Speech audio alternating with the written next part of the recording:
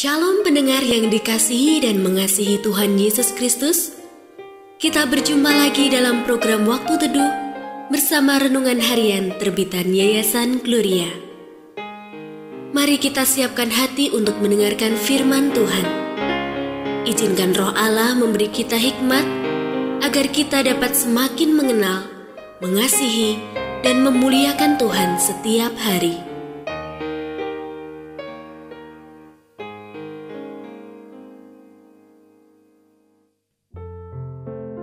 Bagian firman Tuhan yang akan kita baca hari ini adalah dari Lukas pasal 7 ayat 29 sampai 35.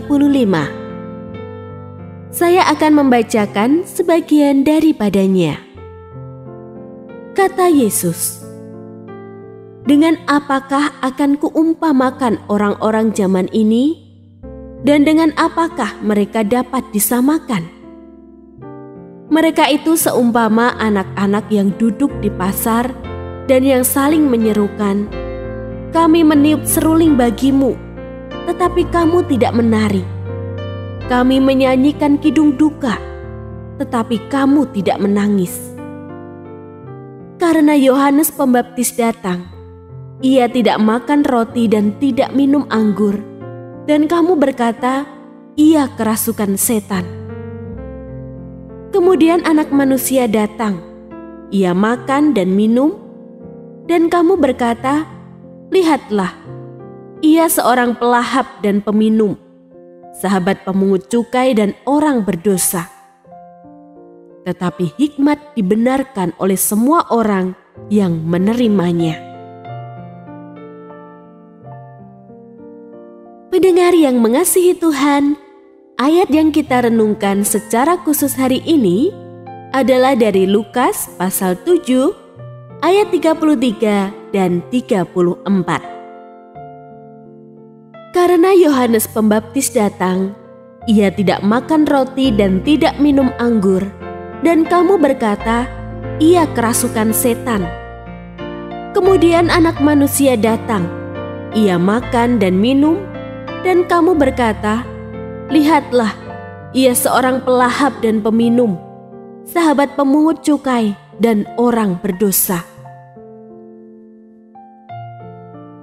Renungan hari ini berjudul Waton Suloyo.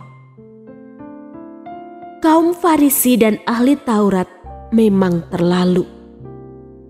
Melihat Yohanes Pembaptis hidup menyepi, jauh dari masyarakat, membatasi makan dan minum, mereka bilang dia kerasukan setan. Melihat Tuhan bergaul dengan semua, dekat dengan semua, makan dan minum bersama semua, mereka menuduh dia pelahap, sahabat para pendosa. Dengan sikap dan alasan yang mencela-mencela itu, mereka menolak Yohanes dan Tuhan. Apapun tindakan Tuhan dan Yohanes, mereka menolak dan menentang. Tak peduli bahwa yang mereka tolak adalah kebenaran. Tak peduli benar salah alasan yang mereka pakai, pokoknya menolak dan menentang. Waton suloyo, kata orang Jawa.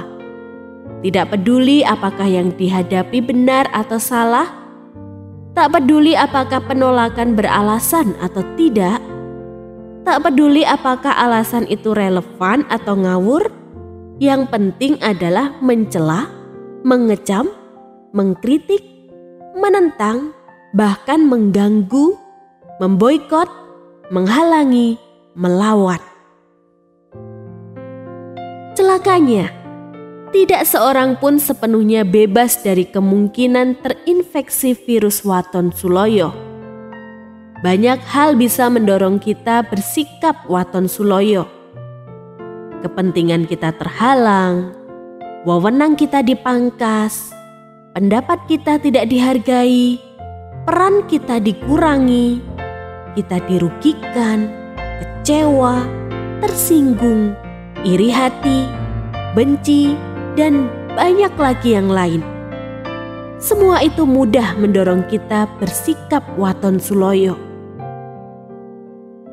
diperlukan kejujuran dalam menilai setiap hal, kerendahan hati untuk mengakui yang harus kita akui, dan ketegasan moral untuk mendidik dan mengarahkan hati agar virus waton suloyo tidak merajai hidup kita. Tidak seorang pun sepenuhnya bebas dari kemungkinan terinfeksi virus waton suloyo itu. Waspadalah.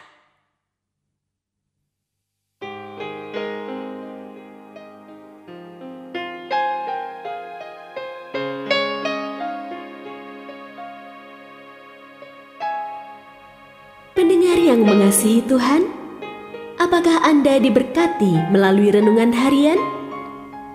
Jadilah berkat dengan mendukung pelayanan kami.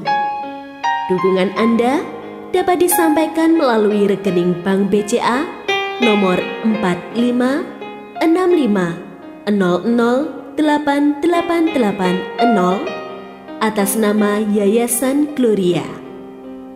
Informasi lebih lanjut mengenai renungan harian dapat dilihat di situs web kami renunganharian.net. Tuhan Yesus memberkati dan menjadikan Anda berkat di hari istimewa ini. Shalom.